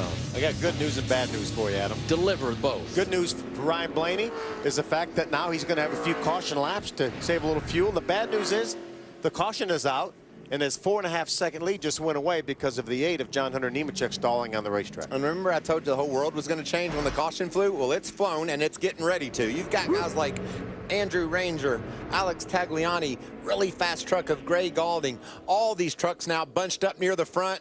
And the later it gets into going, the more aggressive these drivers become. Cautions breed cautions. It's getting ready to get fun. You know when when we were up on the roof doing our on-camera and you guys were pushing me around? Yes. That's what's going to happen here, I think, in a few minutes. And we're going to push you around some more. Saw the 21 truck there of Joey Coulter. He's the first car 1 lap down, so he will get the free pass. That'll put 15 trucks on the lead lap when we get set for the restart here. Ryan Blaney, the race leader, going on a one-stop strategy. This caution huge for him, as Phil pointed out. Herman Quiroga is second. Eric Jones, Cole Custer, and Bubba Wallace, the top 5. It's more good news, bad news for Ryan Blaney, like you said, Phil, because he needed maybe a lap or 2 just for some insurance. He's certainly getting that. But man, he's gonna have the whole world at his tailgate now. But I think of the balance of this. Yesterday he had an issue in qualifying, and I think coming to the weekend we all felt like he'd be a solid top 5, have a chance to win this thing. Started 14th, which puts you squarely behind the 8 ball when you're talking about road course racing. So I realize the fact that this thing is closed back up, he's got to endure some restarts, not great, but the fact that he's leading with 17 laps to go, I think he's going to take it. Yeah, without a doubt. But I think Chad Kendrick would love to not have that 4 or 5 second lead evaporate. And Chad told me this morning, said, hey, we have to win races. We got to get back in this championship hunt here. To win this championship, we're going to have to win races. And that's what his strategy was at 10 o'clock this morning, to do what they're doing right now. Let's get a report from the Ryan Blaney camp. Hermie? Well, Chad Kendrick, you guys had a different strategy than most everybody on the racetrack. Looked like you were okay on your fuel. Did you want this caution or did not need this caution? A little bit of both. This caution gives us a little more security and maybe even give us a little buffer for a green-white checker, but same time, I think we were good to go to the end, and by the time it cycled, the way it was going right there, if it would have just went green, I think we could have won this race. So a little bit of both, but we got a good driver, and I think we'll be just fine right here. That's Chad Kendrick. He got his driver out front, got a few caution laps here, a little bit of an insurance policy for the 29. Now, though, he's got to hold these hungry guys off behind him to win this race. And Hermie, here's the reason he may feel confident on this restart. Let's go back to last Friday night, Bristol, when he got his second career win in nationwide competition on the restart, battling Kyle Busch. Yeah. That'll give you some confidence, right? I asked Ryan yesterday, I said, were you surprised when you got to turn 1 at Bristol and there was no Kyle Busch? He said, I looked back in my mirror and saw him, and I said to my guys, I said, everything okay? Here's what's amazing, Michael, the fact that he's won twice in the Nationwide Series since he got his second career Truck Series win last year. He's just a talented young driver, like his crew chief Chad Kendrick said. We've got a good driver. I think that's an understatement. You've got a great driver behind the wheel, but these racetracks, we've hit on it over and over again. There's so many opportunities. Just give a guy a nudge, give him a bump, and that's what's getting ready to happen. 16 laps to go.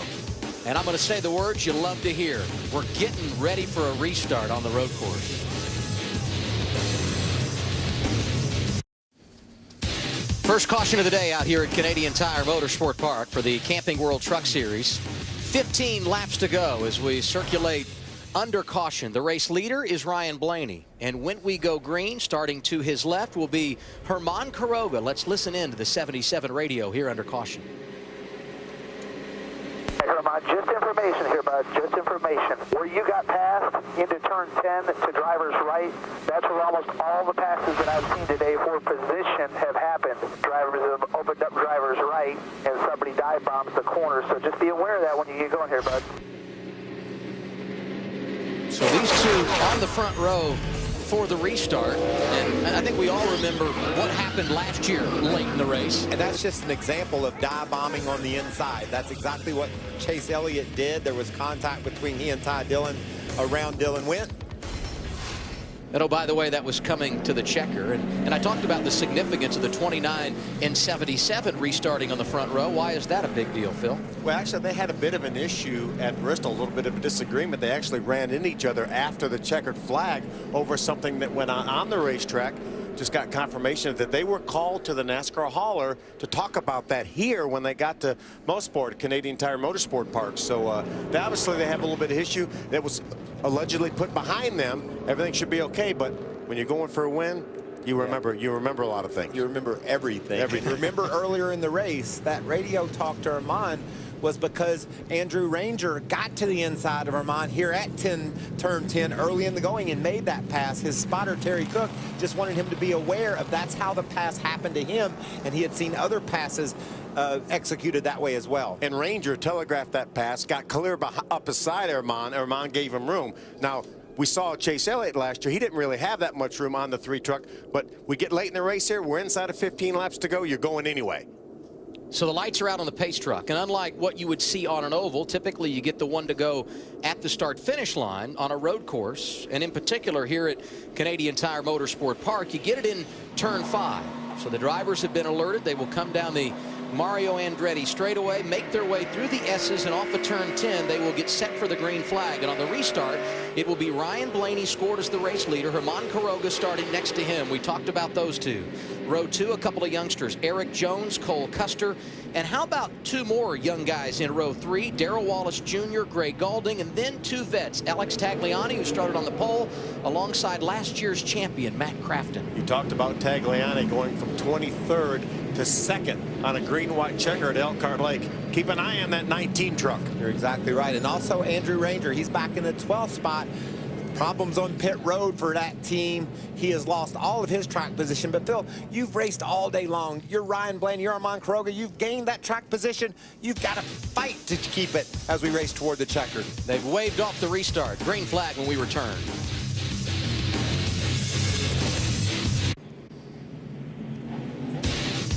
I've enjoyed my entire weekend here in Ontario. I love coming to Canada. The race fans up here love their NASCAR.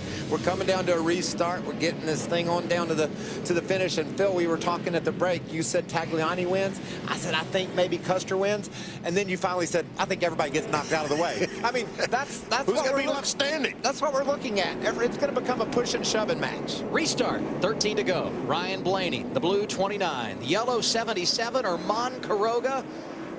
Both have led laps here today. Green flag back in the air here at Canadian Tire Motorsport Park. Bubba Wallace spun the tires. Look at Tagliani.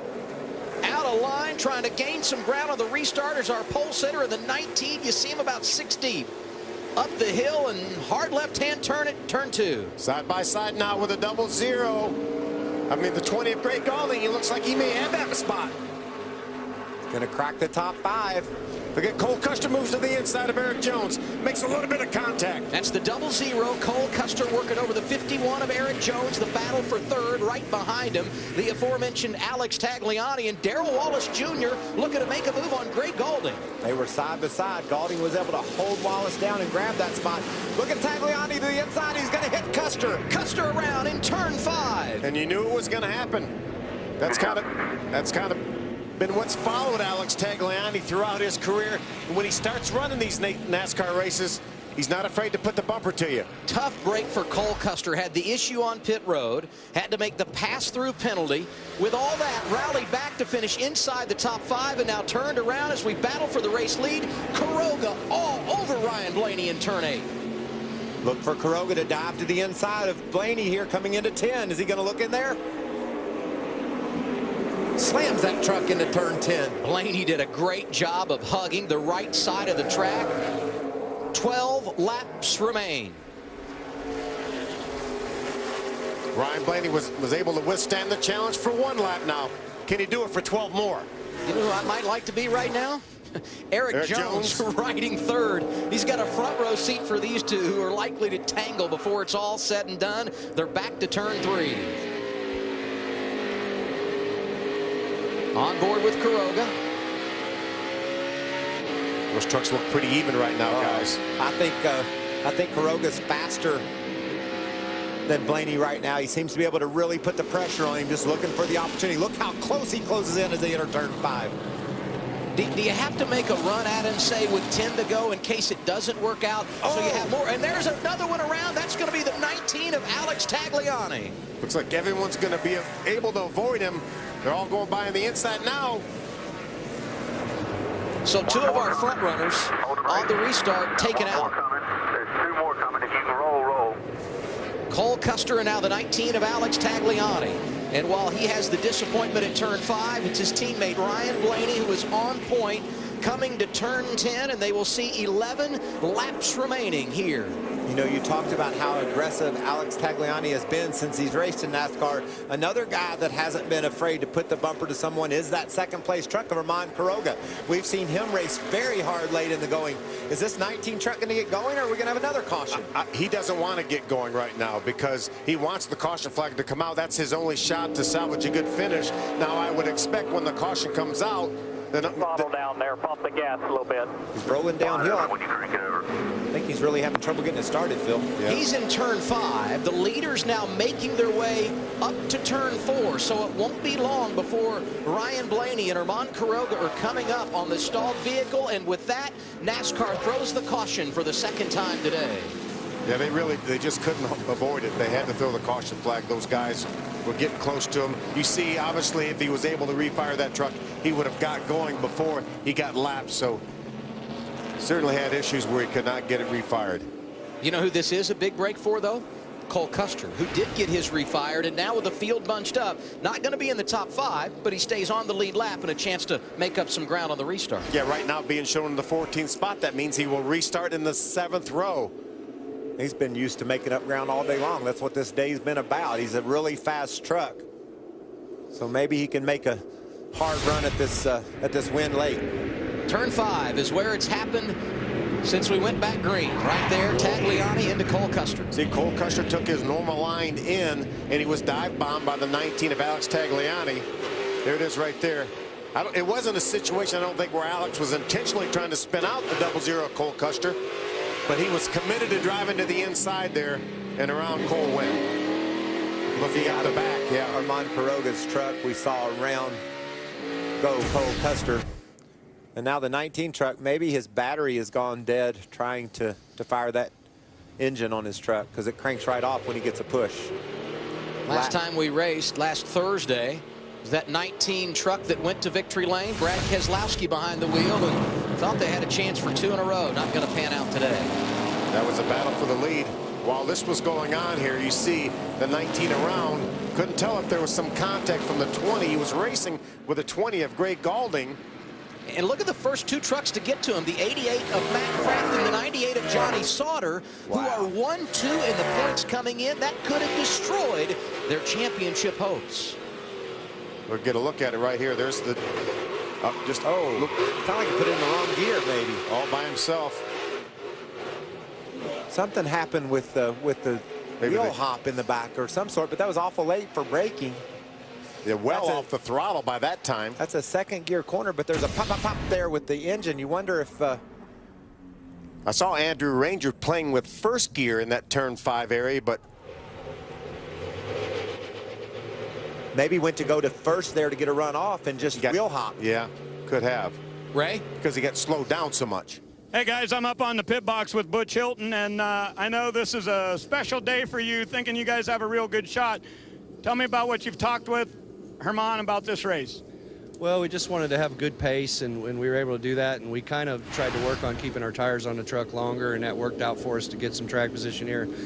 Blaney's really good, and Eric's really good. It's going to be a dogfight to the end. At least he's in position here, and maybe we'll get a chance to win. Any particular place in the track you think his best opportunity will be to make the pass? Watching on the big screen back here, it looks like he's better up in 5, and they're a little bit better down here through the S's. So I don't know. It's tough to pass here, so we may not be able to do it, but I know he'll give the Otterbox Toyota all he can give. All right, looking for the first win for Team 77.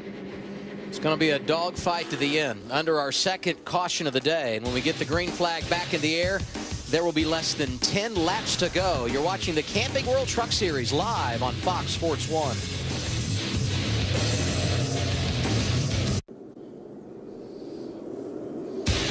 The lights are out on the pace truck here in the Chevrolet Silverado 250.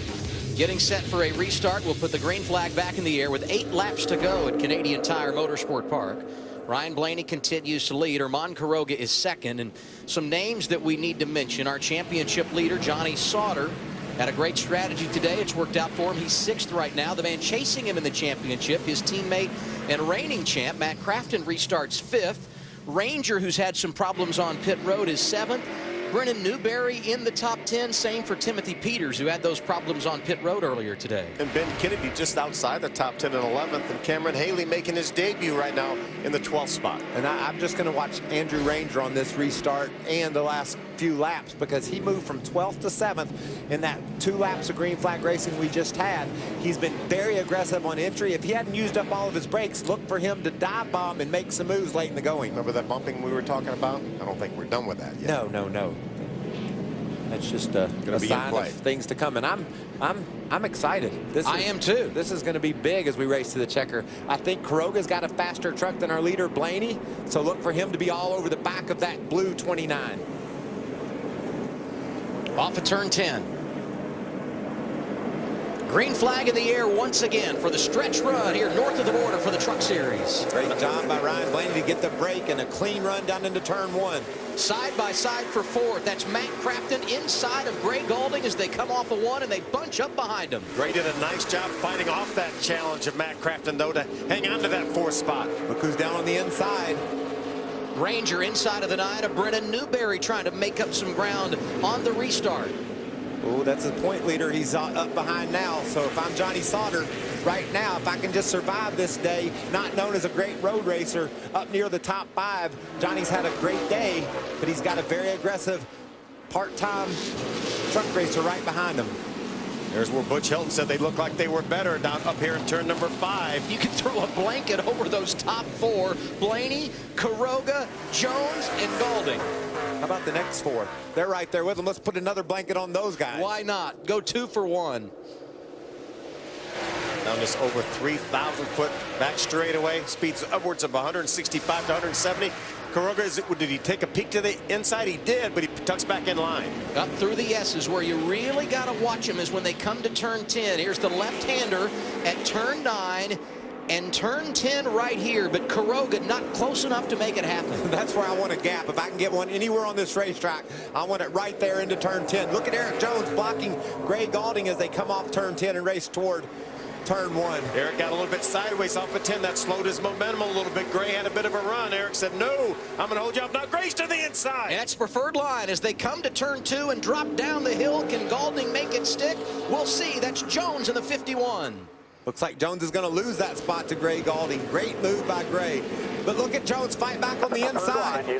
He knew he was going to have the preferred groove coming to turn 3, but Galding inside, and that's where he needs to be as they come to turn 4 and then back up the hill to turn 5. Eric Jones is not going to give up, though. He's going to hang in there. Now he's going to be on the inside again. Great battle for third, and right in their hip pocket, you got Matt Crafton. Clear. How impressive is Eric Jones? He goes to Eldora and wins, sets on the pole in the dirt that he'd never played on before, and now he's up here on a road course. Doesn't matter where you take this kid, he runs up toward the front. What a battle with Gray Galding here late in the going, just ahead of Matt Crafton, last year's champion. You talk about Gray Galding. He had never led laps. He did here today, looking for his first ever top 5 as we go back to the battle for the lead. Once again, up through the S's. Blaney leading Quiroga, and this time it's tightened up as they come to turn 10. That's the important spot right there for Blaney to be good. You see them gap that battle for third by a little bit now. It's just the 2 of them up front. Then we got 2 more pairs of 2. 6 laps to go. Andrew Ranger did get around our championship leader, Johnny Sauter, so Ranger is now 6th. That's that black truck behind the bright yellow machine of Matt Crafton. Here goes Galding, pulling out of line one more time, trying to make it happen. He can't get there. These guys have waged a great battle here since this restart for that third spot. Quiroga looking inside at turn 3, but he can't get there on Blaney. Ryan has the lead as they circle back to 4.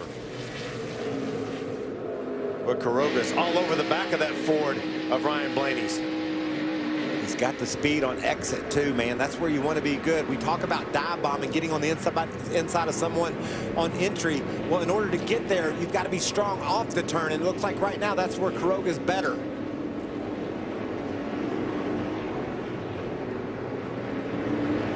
Once again, down that long Mario Andretti straightaway.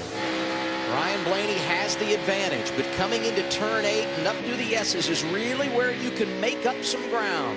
You see that Toyota pull in on that Ford? That's the draft down that long back straightaway you talked about, Phil.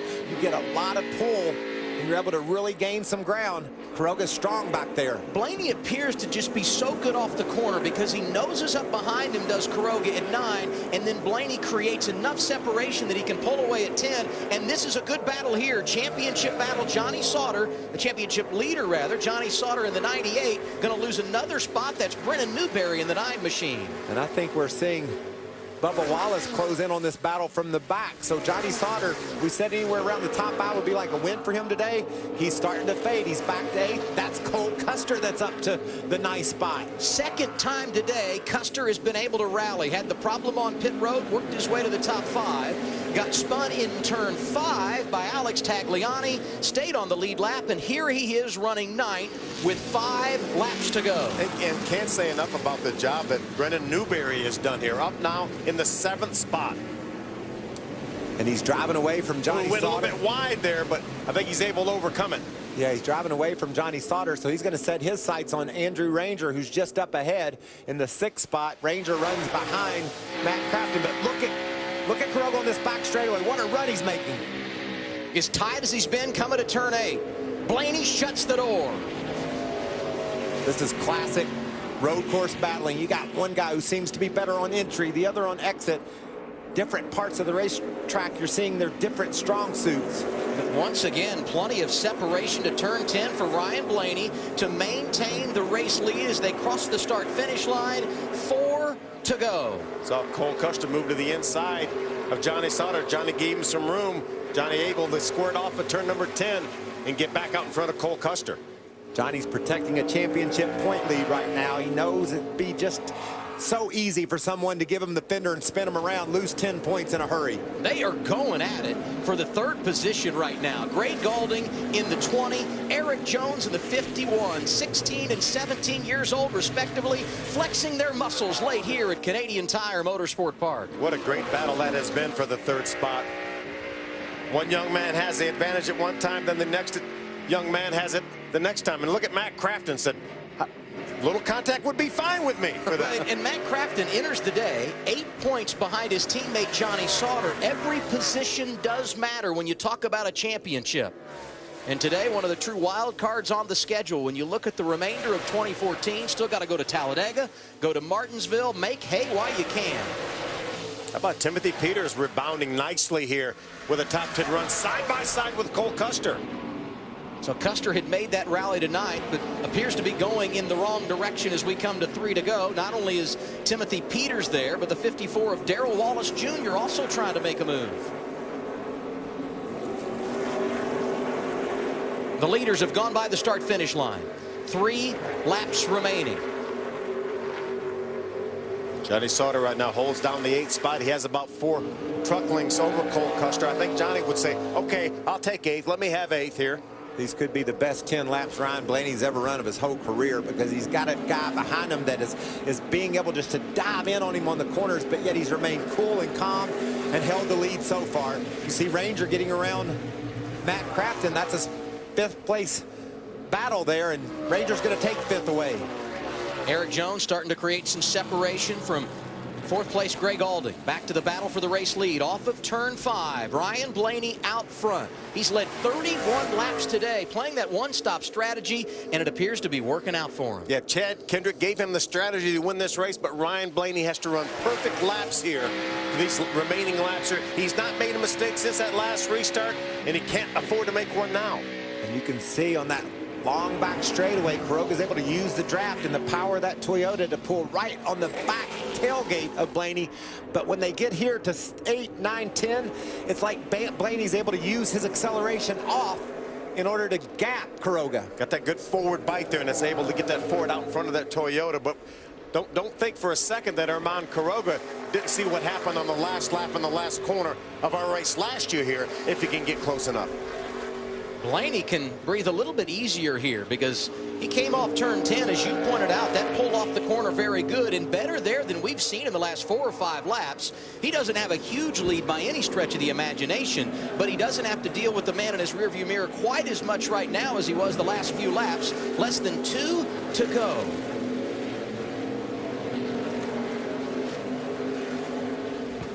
Eric Jones leads Greg Alding. And then Andrew Ranger with Matt Crafton battling for a championship in 6th spot right behind him. And Brendan Newberry, like you said, Phil, great run for him today. He's going to try to take that 6th spot away from Crafton.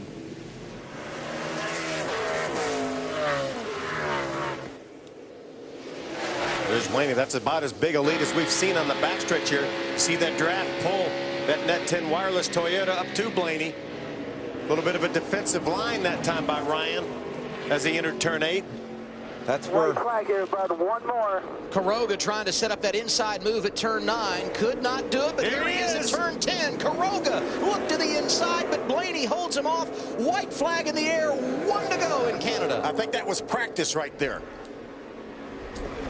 And that white flag is big for Blaney because now he knows no green-white checker. They're playing a different strategy. But you remember Ty Dillon a year ago, his truck started to sputter a bit on the last lap, and that enabled Chase Elliott to get to the inside of him. Been 33 laps since that 29 truck was on pit road. Remember, we've had a number of caution laps. They feel confident they can get to the end here, but can he hold them off? Look at these two slipping and sliding sideways, desperately racing toward the checkered flag. Blaney clean down through turn 4 and up to the hairpin at turn 5. Kuroga closes in, but Blaney has been so strong off the corner. He gets a nice pull here, and one final time they head down the long back straightaway. But watch this 77 of Kuroga. He's been really fast on this long back straightaway, using the draft to try to pull alongside Blaney. He's right there, Phil.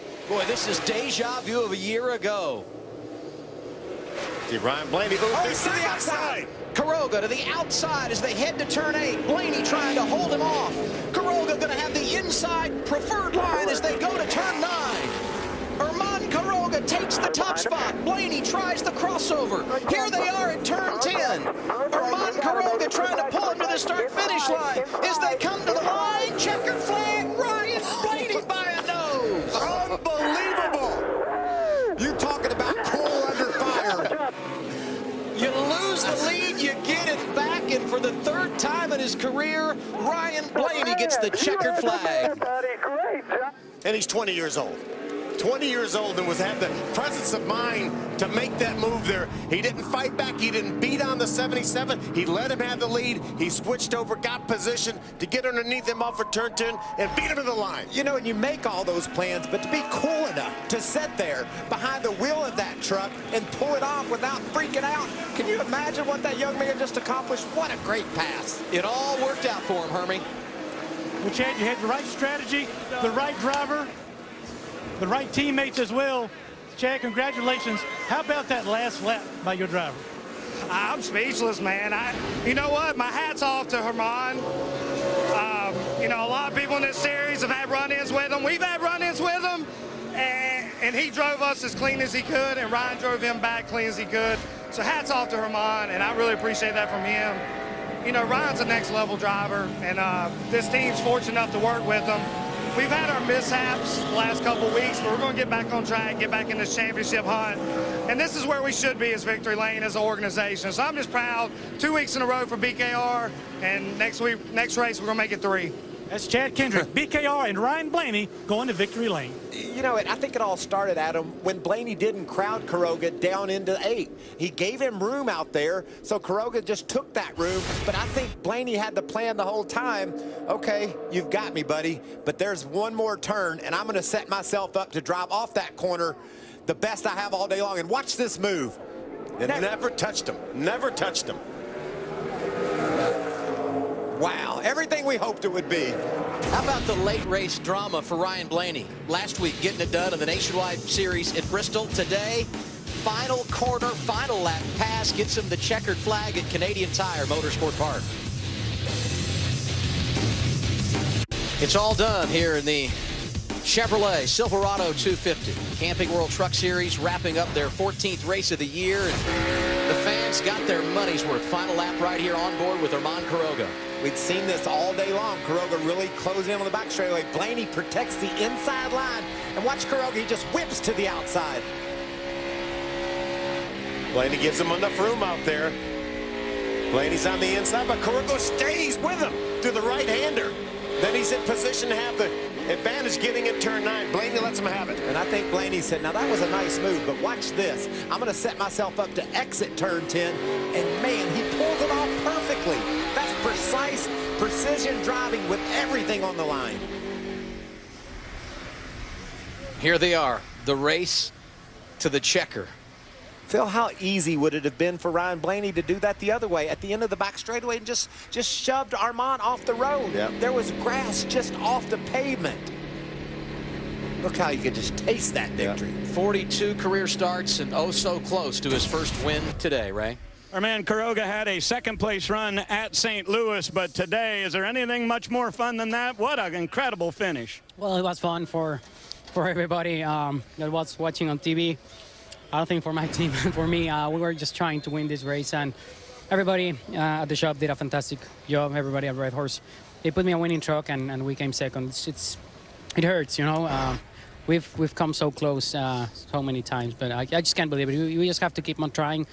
I gotta thank Otterbox and Net10 Wireless for their support, and hopefully I can put a win soon because I really want it. I'm really trying hard, and that was fantastic. I mean, the last pass, I mean, I really drove it hard in the brake zone, and I tried to pass him without wrecking him for sure, and we came close. I mean, we can't come any closer, I think, in a road course. A lot of people coming down pit road to say congratulations to Herman for a great clean run to the finish. Now let's go to Victory Lane and hear from Hermie Sadler. Ryan Blaney climbing out of Victory Lane, Canadian Tire Motorsport Park.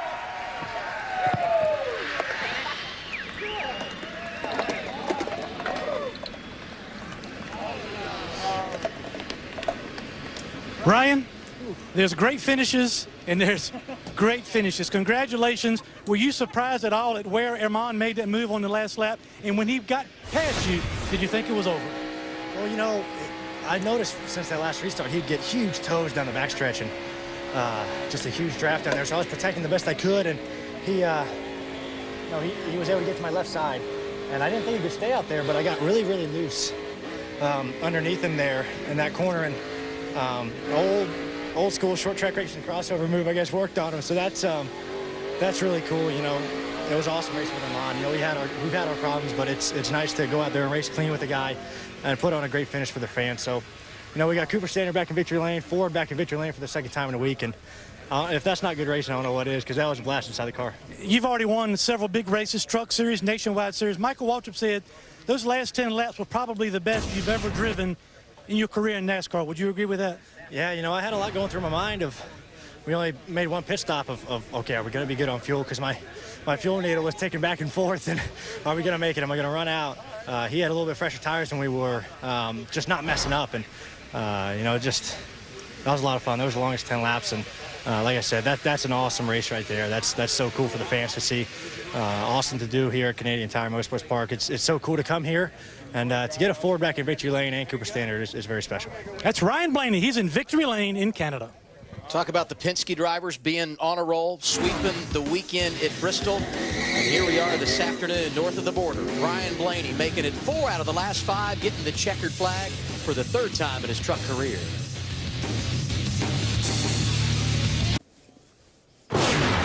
What a great afternoon it was for the Camping World Truck Series. Now our Ram guts and glory. See Alex Tagliani getting turned around, and how about the 2 top guys in the championship avoiding him? Matt Crafton, Johnny Sauter getting through clean. I mean, he was right in Matt Crafton's windshield. Watch how this late move just a whip to the right, and Crafton's around him, and right behind him, Johnny Sauter, and those 2 guys, the Thor Sport teammates, lead our points. Both of them finished in the top 10 today. Sauter had an 8-point advantage coming in, now 7. And Ryan Blaney, who was 24 back with his victory today, only 13 points behind. Yeah, what a way to stop the bleeding. How about coming here and winning the race? And the man who had a front row seat for that great finish, Eric Jones, he's with Ray.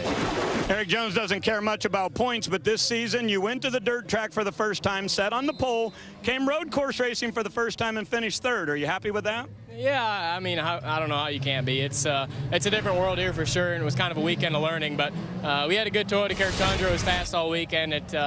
I don't know if we started pressures too low or something at the end there. It's just those cautions killed us. I felt like we could run with Herman and Ryan, and I was kind of trying to plan my move there before the last couple restarts, but it just wouldn't go. And at that point, it was a challenge to hold off Gray. So it was a good race. We ran up front all day. You know, you can't complain about that. We all want to win them, but to get this thing a good solid 3rd place finish, it's good for owners' points, gets us back on the right track, so hopefully we can keep it going. All right, good luck. That is Eric Jones, and he said, guys, just thought those 2 in front might just make a mistake, and I could have a shot. I think we all felt the same way. Ray, today the 18th time the Camping World Truck Series is raced on a road course.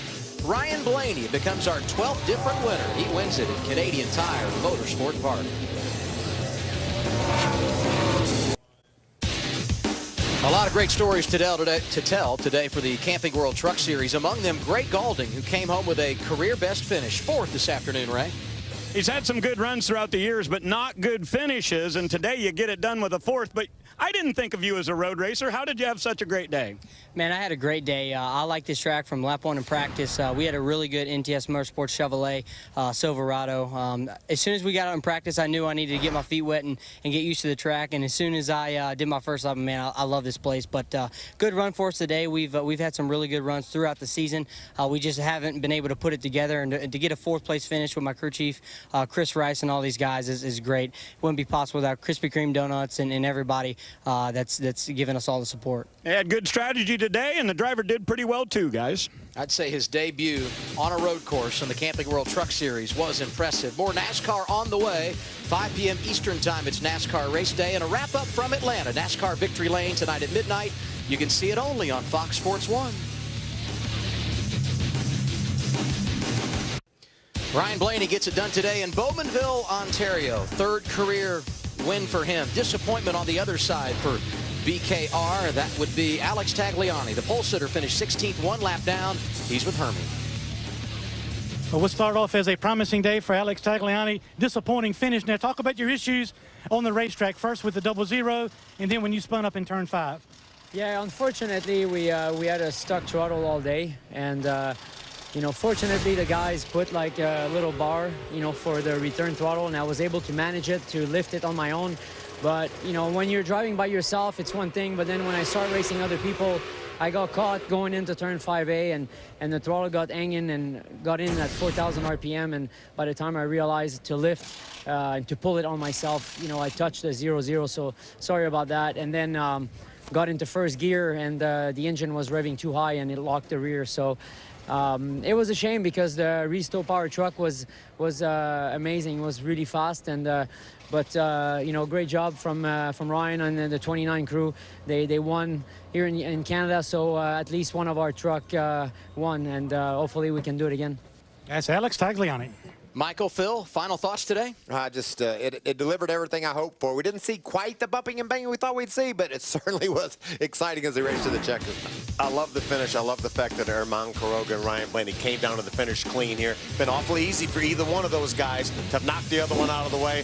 Herman Quiroga, nothing to be ashamed of for that second place finish. Our NASCAR coverage just getting started on Fox Sports 1. Coming up in just over an hour, it's NASCAR Race Day, 5 p.m. Eastern Time. Next, it's Monster Jam. For Michael Waltrip and Phil Parsons, I'm Adam Alexander. So long from Ontario.